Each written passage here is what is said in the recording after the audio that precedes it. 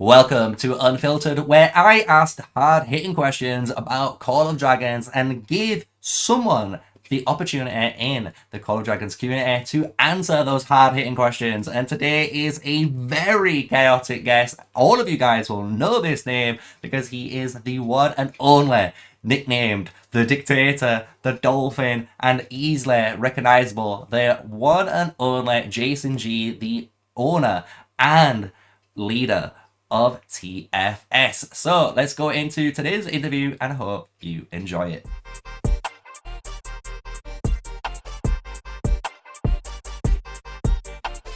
Okay, so the first question I've got is basically, what's your current thoughts on the state of Call of Dragons as it is now?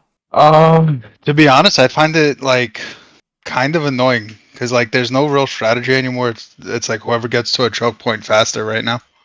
That's whoever's like winning.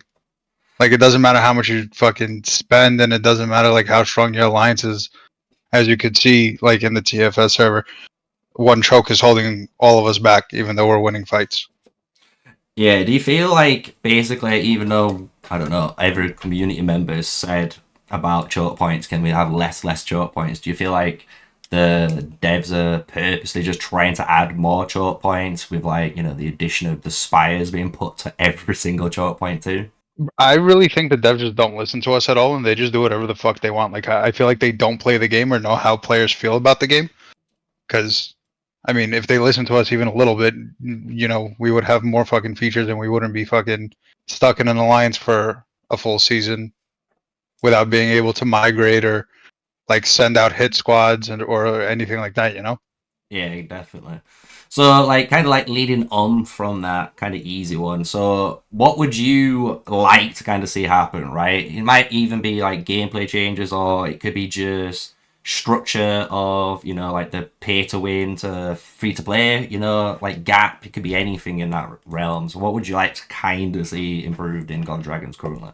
I mean, to be honest, my most fun season, like, okay, we've had a lot of seasons where we've had a lot of fun fights, but it didn't last too long. You know what I mean? Like, every season after season like 1+, it's been like you farm for 2 months, you fight for 2 weeks, and then the winner is the winner, whoever it is. Yeah. What I personally would want to see is like kind of going back to how season one map was, like a lot of open field. Of course, there were chokes, but not like everywhere you turn is another choke point, and more like open field kind of, and you could like go anywhere in the map without a limitation of like, oh, you need to own a behemoth in the zone to go into it. And you could just like invade everything like a real war game, because then you got to actually think and strategize and do Diplo with other alliances, so that way you don't get pushed on like 4 different sides after Zone One opens. Yeah, definitely. Because I remember, like, even when I played back in, like, the, you know, beta servers and stuff, like, and the original philosophy where you could just take all the passes, you know, like, if someone wanted to invade into your zone one, they could, and you just, like, fought all the way through the entire map. And originally, like, I loved it, you know, and I know people were, like, kind of, like, bitches about it, and they didn't like getting pushed in and, like, ending their entire season, but that's kind of, like, what the whole point of a war game is, right? You meant to fucking fight, and you know, if you get pushed out at the beginning of the season, you get pushed out. And that's just because you're not strong enough. It is just what it is, right? I So mean, that's how I also feel like, because it is a war game at the end of the day. What's the point of a war game if you're not fighting? It's either you're strong or you're not. Like, okay, does it suck for free to plays? Sure.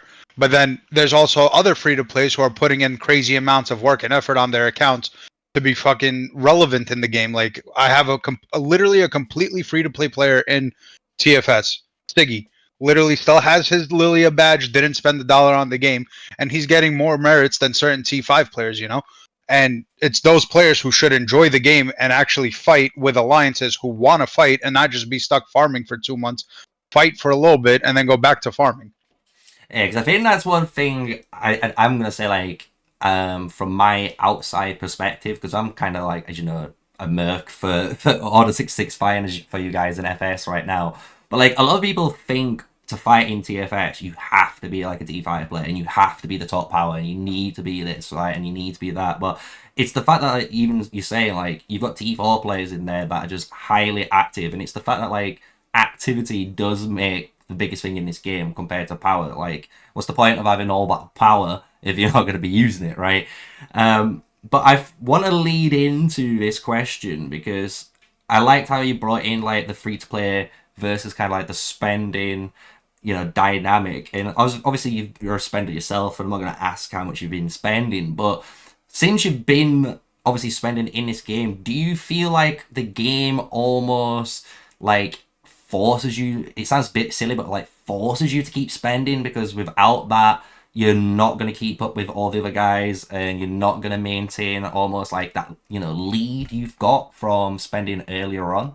To an extent, yes. So what I do feel like the game does is it makes a very like straightforward meta, right? Like for commander wise, every time they release a new commander, usually it's like the best commander in the game currently for either war fighting or for behemoth. Sometimes it's both. Like for example, when Sindrion came out, since Sindrion Frigger came out, they've been the best archer pair.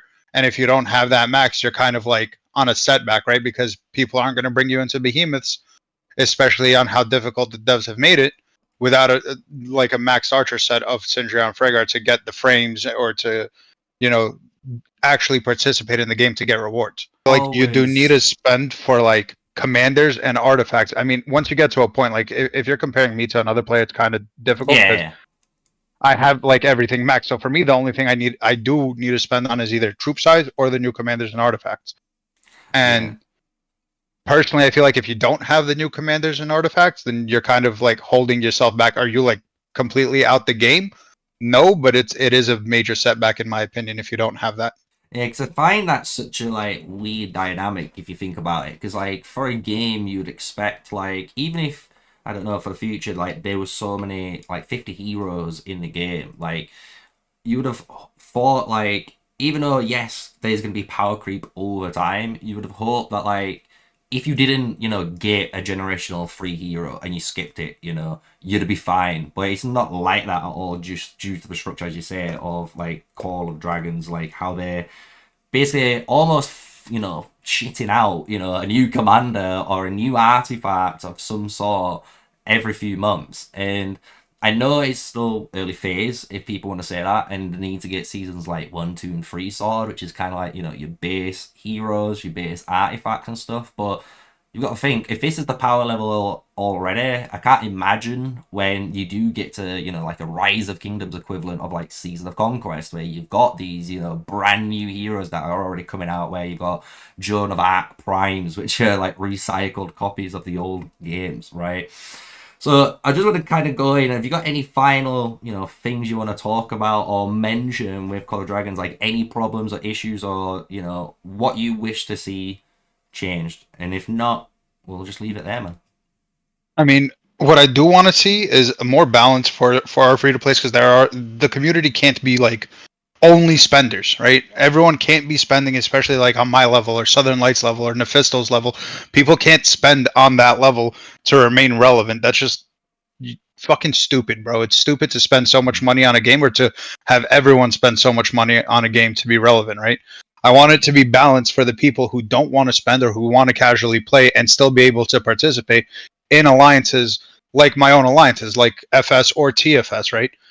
So I definitely want to see some more balancing with the power creep, and I definitely want to see some, at least something for more free to play players that could be like skill based or activity based for them to be able to continue with alliances such as like ours. Yeah, because that is the one thing I've always said, and I've always given feedback to them, like on how they could potentially give free to play players or low spenders just, opportunities, even if it was just, for example, a quest or a mission on Forge of Light and you just got a free 10x spin. Because everyone knows in reality that 10x, 10 times, well, say like 9 times out of 10 isn't going to do shit for your account, right? It's just going to be one of those where you might get something after a couple of times of doing it. And for a spender, you're not too bothered either. You're just looking at it as like, yeah, it's a free extra 10x for me, but you're already going to be spinning it 100, 200 times depending on what artifact it is, for your account. So I agree with you. I do hope they go into that direction of making it more free to play friendly and low spenders, because I've always wondered myself, and this is the one question which I always thought was really dumb as well. Why are they always trying to target players like yourself compared to targeting players like me or or Jimmy down the road or young Billy who's just finished school and maybe just working a 9 to 5 job? Because there's more people that are gonna be willing to spend 40, maybe $50 a month on the game compared to someone like yourself, right? And it is a bit of a strange one why they're not tailoring the market towards that. So Yeah. I was gonna say, I'm just gonna finish up there. I do want to say, if you want to give any shout outs to obviously all the TFS crew, FS crew, or if any of the haters, I know you're in war with EIS are watching. If you want to say anything to anyone, Oh, there's the bro, I got opportunity, nothing. bro. I got nothing to say about EIS, but shout out to my leadership team for having my back and doing everything we need to do, keeping it locked down over here. And shout out to all my players who are putting in the time and effort for both TFS and FS, because both servers are really killing it right now. And I'm proud of every single player I have under me right now. Nice one, man. And thank you for your time, man. Obviously, for giving me the opportunity to make this happen. And I'm glad. And I hope you've enjoyed yourself, really. Got you, homie. The unfiltered episode with me, MrSneakyy, and JasonGee. So thank you once again for the whole interview, and thank you for watching. And if you thought this was informative and you enjoyed this style of content and you want me to work on it and obviously improve on this style, let me know in the comments below and we'll provide more of this on the channel. So until the next one, stay safe, stay sneaky, and peace out.